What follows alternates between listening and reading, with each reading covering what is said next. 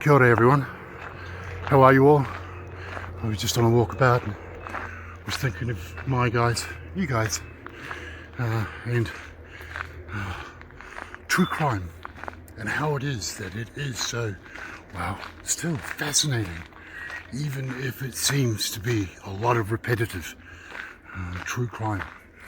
As interesting as it is, when it is that you have involved yourself in something such as like a cause, something bigger than oneself, to be able to reduce that risk of true crime happening, so to speak. And you guys being right there with me as we do. And it is in this true crime that I find really it is so fascinating, from the BSUs back to when they were walking into those prison systems, trying to figure out why does someone do that, have that desire, that need of being one of those deviant freaks, right through to people like sovereign citizens, the mentality that justice and law, that doesn't exist. True crime spans a great many minds, a great many types of people. And in that true crime that I watch, one of the things I think of is when you watch interrogations, as we do, and in those interrogations, the ones that say are guerrilla, what we call guerrilla interviewing, such as what Hanson, Christopher Hanson, who is pure gold. Give it to him. That guy saved more kids than Schindler times 10. Easy. Gotta love the guy. No problem. Glad you're warming up to someone like me and my guys. We just have a somewhat bigger stick, or as we call the clubs.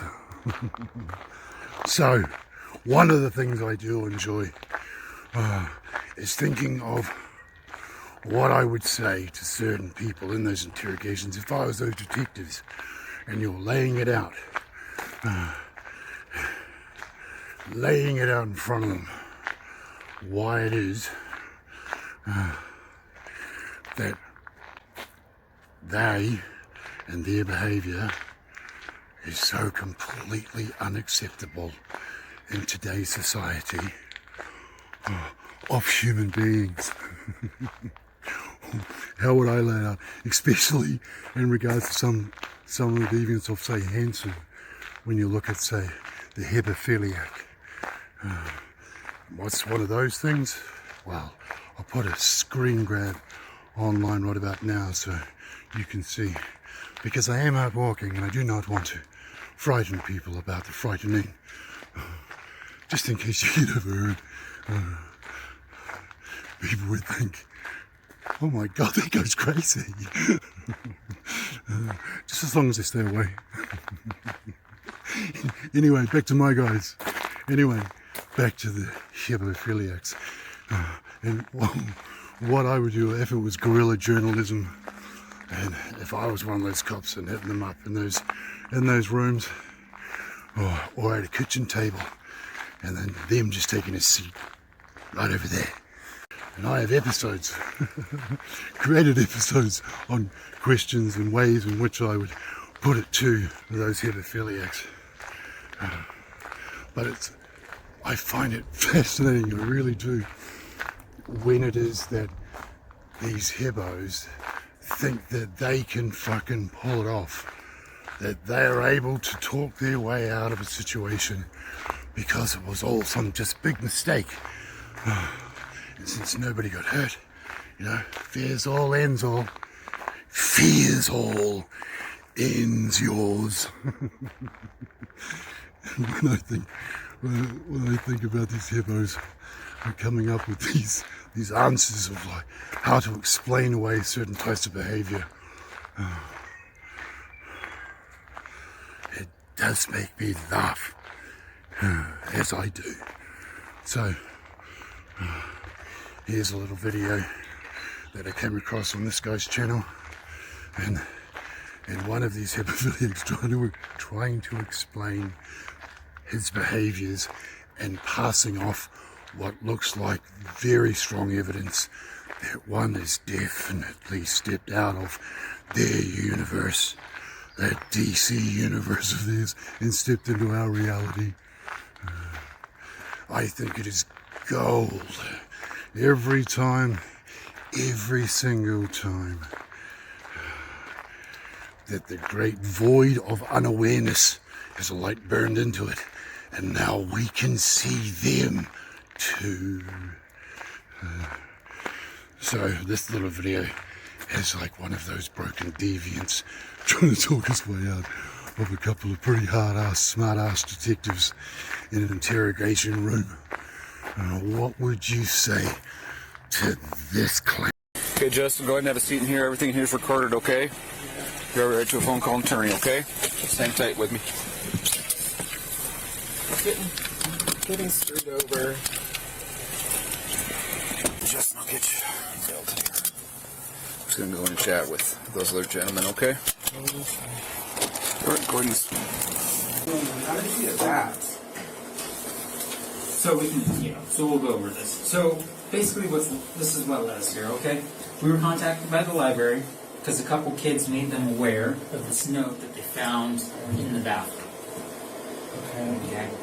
That's right. This is this pervert's modus operandi. What he does is he writes notes and leaves them in places such as toilets. And this time he left a note in a toilet at a library. And what had happened is these kids have gotten hold of it and then given it over to the librarians. Librarians have called up the cops, given it to the cops. And what the cops have done is they've gotten undercover and acted like a 15-year-old boy and rung the number. And this pervert picked up and then carried on the conversation sexually and then went to meet up with the 15-year-old to do what Justin L. Patton was going to do. And that's where we pick it up from here. Because see, here, he's going to try and explain to these coppers, as well as the rest of humanity, which means all of us, that it was all just a terrible misunderstanding.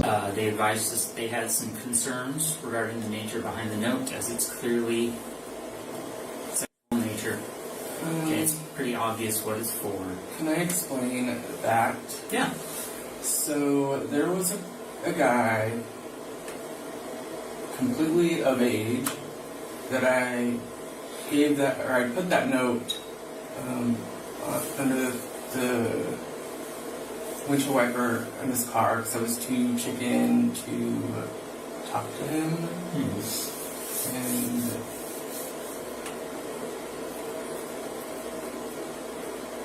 And then why does it say 18 years or older on it if you put it on his car? Just in case somebody else found it. Okay. And how would it end up posted up in a? That's what I'm wondering. Is it was in the bathroom? Was it in the garbage? No. And so there's more to it because the kids who found it also called. They told us they called the number on the phone. And Yeah, I did get a call. To you. I did get a call from somebody, and I asked them to throw it away. Okay. So, but fast forward, right? Some County Library staff, kids are handing them this note. They're being told it was posted up in the bathroom. They have concerns because their establishment is primarily frequented by juveniles. It's right down the street from the school. Two schools, an elementary and high school.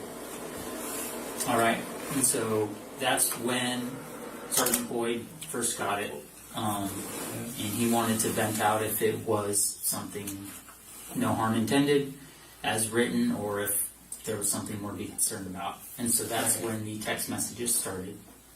Okay, and he clearly announced himself as a 15-year-old. So why at that point did you not stop communication? Well, it's kind of like, I should have. You're absolutely right. But in my mind, I was thinking, okay, here's a kid that I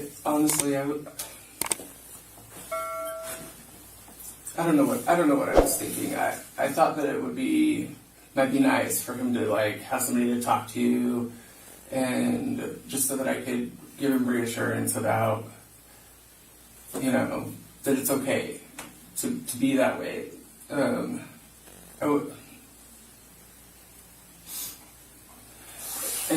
at that point in it, I had like, I didn't know how he had even got my phone number.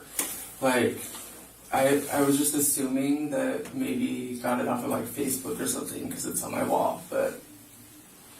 Don't you think that's an odd statement, Justin? And I'm not trying to be mean here. You clearly weren't even curious about where he got your phone number. Well, so that tells me that you know where the note was left. And no, that's not at all.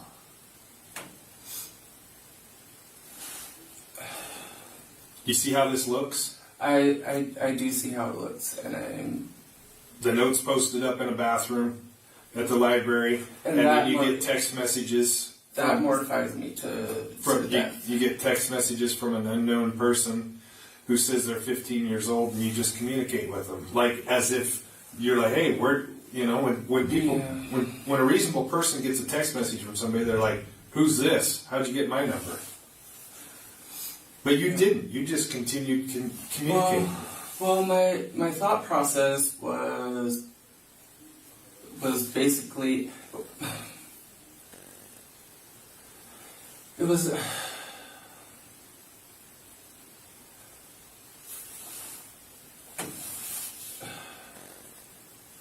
I don't even know. I don't even know what I was thinking. I was just trying to be like. And you have to admit, some of the things you messaged were concerning. There was a couple things that I did say, but I was just trying to give him. I was just trying to tell him like about one of my experiences when I was first getting started, when I was young, when I was his age, and just to kind of make him feel comfortable, and then so that he could talk to me, and if he wanted to. But it wasn't like I was going to engage with a child. It was more, I was just. You say that, but after 15-year-old being brought up that the kid's 15, you're sending questions like, "What excites you?"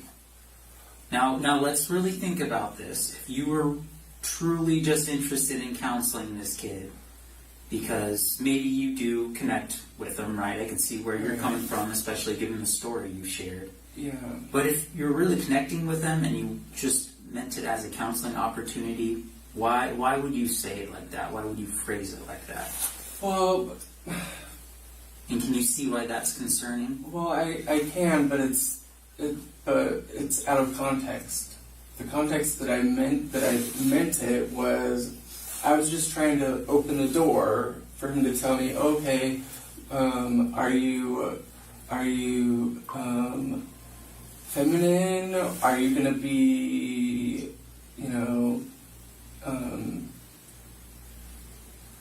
a transgender? Or are you thinking you're a female in a male's body? Are you, do you know your place as far as your place in the realm? But we know that wasn't the path, right? Because of the subject of blood got brought up. We've read through the entire message thread, right? We know everything. This isn't us trying to piece things together. We know the whole message. Well, yeah. We could sit here and read it. Yeah, absolutely. If we wanted to. Okay? So, and here's the Rex. It's not like you have, in fact, met up with a child, right? Right. Right? There's no kid there. You haven't physically touched a child or done anything like that. The goal of our investigation was preemptive. We wanted to figure out what was going on before something like that happened. Right. And there was a victim. And then if you are going through some stuff and need some counseling regarding some concerning urges you may be having, that's what we need to figure out. I'm absolutely there's no way I would ever do anything with a child. Like,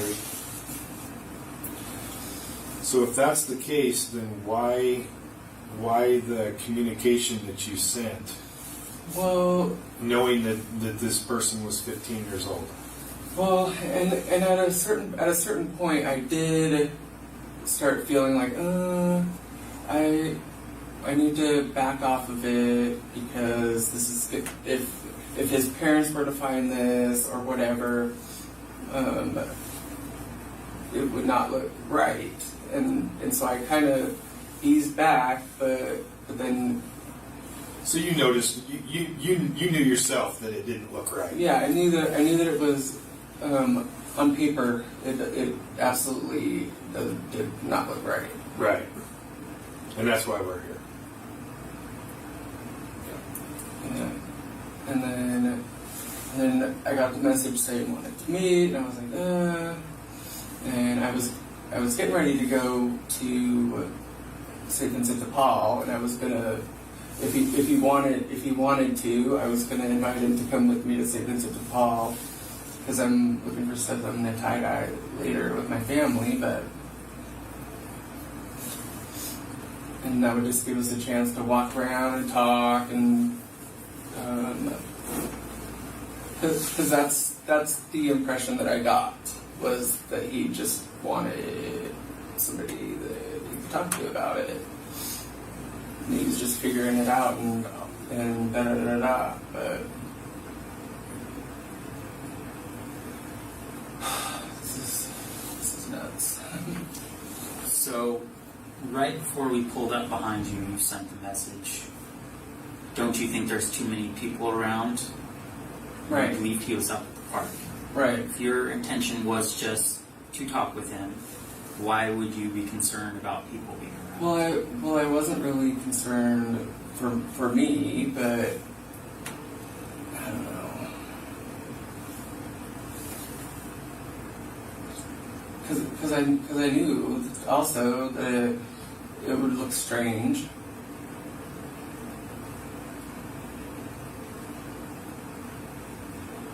And I'm sure that it does, actually. And just to go back on the fact that you just said that the person you were communicating with just wanted to meet up with you. Mm-hmm. I'll let you know that you were the one that wanted to meet up with the 15-year-old. You're the one that very first said, "Can we meet up? What are you doing right now?" Well, I think at that point it hadn't registered that I was talking to a child. Okay, I'll give you that. But then you ask how old, right? Yeah. Clearly he says he's 15. Yeah. And then you continue on the conversation. Yeah, but I wasn't like talking about what excites you, those types of things, and then you start talking about things in nature. right. Yep. Right. Well, that's what I explained, because he was. The impression that I got was that he was looking for an outlet where he could talk, and so I was trying to open that door, and I was to talk about things on a real level, so that he would feel more comfortable and he could talk if he wanted to. Like, and then again, Justin, too, we need to get to the bottom of this, because I'm telling you right now, this doesn't look good for you. Okay? I know. Secondly, it doesn't look good. you need to be honest with us and Right. yourself. Absolutely. Okay? That note you strategically left because you didn't even question some strange phone number texting you. You didn't even question it. No, the reason why was because I had gotten a call before, a couple days before that, Okay? and somebody said they found that they got my phone number at the library, and then I was mortified, and I asked them to throw it away. And then, so a couple days later, and I get this other call, and I don't know. I just. You know this doesn't make sense. I know it doesn't make sense. Like I asked those people to throw it away. So and then when I got the call or the message from the boy, like it didn't even register that it was the note that the other person found in the bathroom. You didn't? It didn't register, no. So It says. I must have missed that in the message.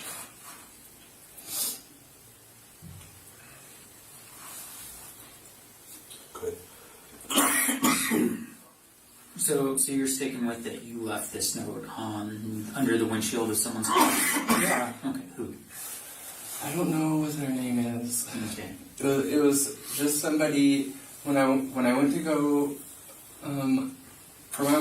I go walking on the bike path. I walk the bridges occasionally, and there was somebody over at the Kiwanis Park in the parking lot, and I was talking to him for a minute, and then I was too chicken to say something to him, so I hurried up and wrote down a message and put it under the windshield of his car. At Kiwanis Park. Yeah. Just a little bit ago, you told us it was at the library. No, I did not put a note in the bathroom at the library. I would not No, do you that. put it on his windshield at the library. No, I didn't say it was at the library. I'm pretty sure that's what you just said. No. Maybe I misunderstood you. I think you misunderstood Because because I I didn't was. say anything about Kiwanis Park. Well, I didn't say where when I told you about leaving it under on his windshield wiper. I didn't say where it was. Okay. Well, I mean, this is all being recorded, so we can go back and check that. Absolutely. So I guess the real question, Justin, is at this point is when the text came in and said when you asked how old you are and Yeah. how tall you are, and he said 5'9" and 15 years old. Okay. Hmm. Why did you continue to communicate if you're looking for somebody that's 18 years old? Well, like I said, when I was talking to the kid, it didn't register in my mind that he was calling from a note that he found in a bathroom. He says clearly that he found it at the library. Well, I must have missed that in the messages. And then I you swear. just keep on texting. You don't even question. You don't even question the fact of where did you get my number, who is this, or anything. You just continue on in about how tall are you and what are you doing right now? You want to meet up? Yeah.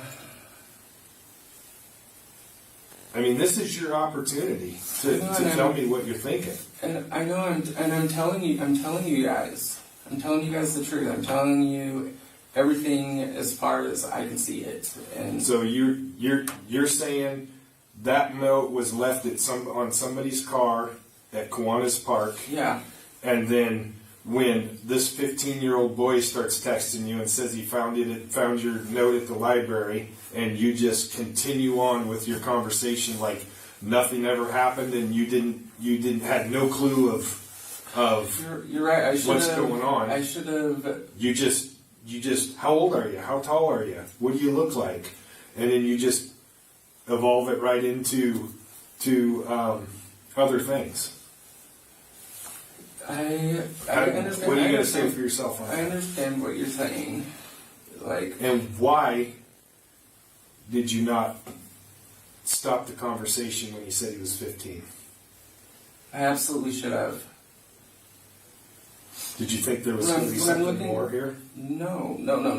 When I'm looking at it now, I absolutely should have just told the kid. It's great that, you know, it is what it is, that whatever is whatever, but I'm sure you can find somebody that's your age that you can talk to about this. But you didn't. You But kept I talking. didn't. You asked about meeting up to go for a walk to talk to him about what excites him. Right? You're not. You're No, not it's saying not. let's go talk about what you're feeling or how you feel like your life's changing. You say let's go walk and talk about what excites you. You're sending stories, explicit stories, about experiences you had at his age, sexual in nature. During one story, you even specifically talk about how you had to keep it a secret and how Right. it was amazing. Yeah, because that story was the second time that I was ever with a man, and I was almost 18, but I was 17 years old, and I had to keep it a secret, and that made it exciting. And exactly, it made it exciting. It made it exciting for you, correct? Right. And you are now, as an adult male, Right. telling this to a juvenile child. Right. Okay? You're absolutely right. I should not have told a story like that to a kid, but And then shortly after that, it didn't happen, but you agreed to meet up with him the next day when he skipped out on school. yeah, but I didn't, and I had other stuff. I had other stuff going on, and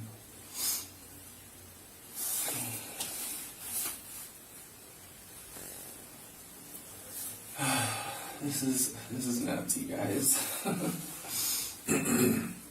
But I get it. I get it though. Well, like Detective Bennett said, our primary goal here was to make sure we didn't have somebody that was out there preying upon juveniles, Right. preying upon kids. Right. That was our main goal, right? Yeah. When we sent the messages, our main goal was, who is this person and what are they do? What are they up to? And then when you're straight out of the gate, how tall are you and what's your age? And we say 15, and you don't even balk at it. You just continue communicating. Well- It's like, well, maybe we do.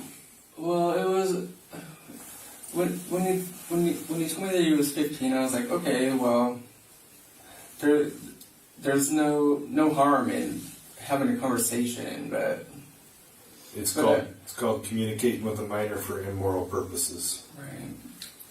Do you think the conversation you had with him is moral? Well, I mean, To a 15-year-old, do you think that conversation's moral? To a kid that you don't even know? the stories that I talked about, that was inappropriate. I should Right. not have said those things. Because it's immoral. But in my mind, like I wasn't.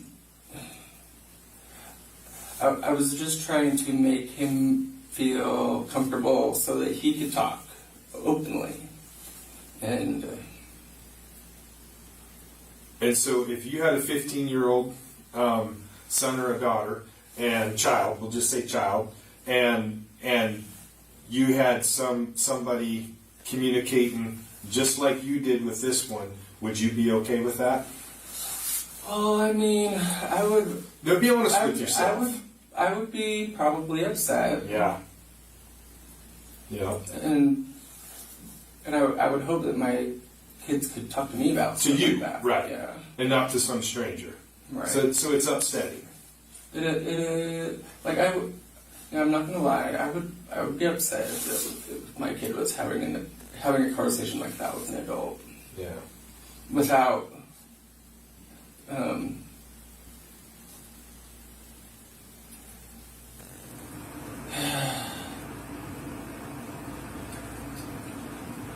I'm sorry, you guys. Justin, we're just here because we want you to be honest with us. I understand. Okay? Something else you need to consider. We are going to be seizing your phone because it was used as part of the investigation. if we serve a search warrant on that phone to check the messages on it, which we typically do in these types of investigations, are we going to find other communications with anyone else like this? With Specifically with minors, absolutely not. We will absolutely not find anything else with any other minor, not even remotely. I Pictures, videos, nothing. nothing. Okay. That's honestly our main goal here, is we want to make sure we don't have a child predator that was out there trying to lure kids in. Yeah, I get it. I totally get what you guys are saying. Well, we just wanted to get ahead of it because there's a difference from somebody who is maybe feeling tempted and us stopping it before anything happens. There's a difference between that person and the predator that's out there continuously. Yeah. I swear to you that, like, I would never do anything with a kid. I would never. And as far as my phone goes, go ahead and look through. There's all kinds of stuff on there, but nothing with kids. What about if this would have went through and a 15-year-old would have met up and say he wanted something more today? What would have been would you have been tempted? I wouldn't have. I wouldn't have. Not even have let it go there.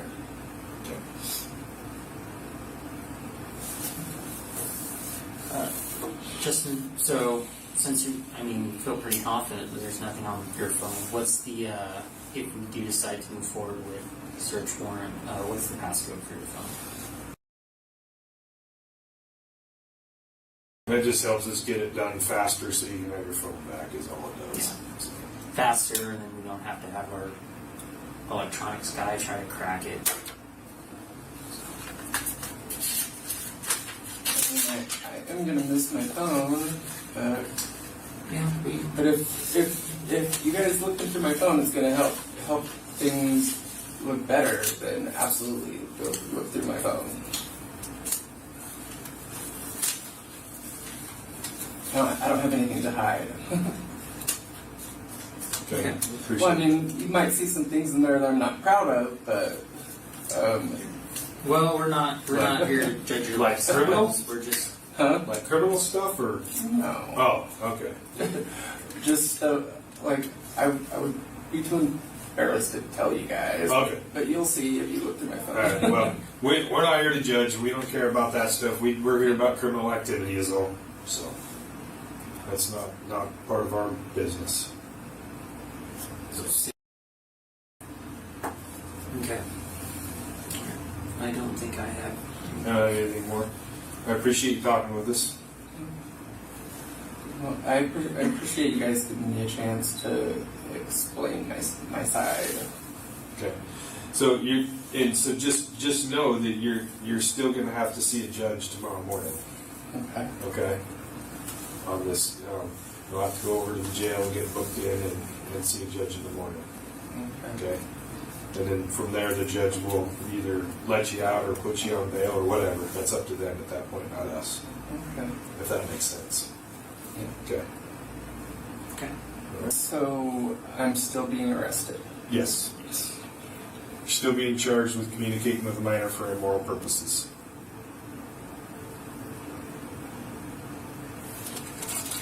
And you'll see a judge in the morning. Nuts. Okay. Yeah. All right. Have any threats or promises been made to you since we've been in here? Okay. You haven't asked for a lawyer or told us to stop talking to you or anything like that? Okay. Everything's been recorded? Yeah. All right. All right. Sounds Yeah, I good. don't have anything to hide.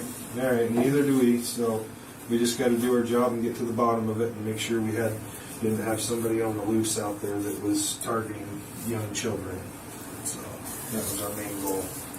So you are going to have to go back in the custody for a couple more minutes, but we're literally just going to walk you around to the front door of the jail, so they're going to be right next door to us. So if I get a drink of water really quick. So, what happened to the pervert note dropper Justin? Well, he's been arrested and charged with 3 felonies related to sexual conduct with a minor. And now, is within the US court system. So, just in case, Justin, if you're watching this, well, here's a note from us to you. Welcome to the universe.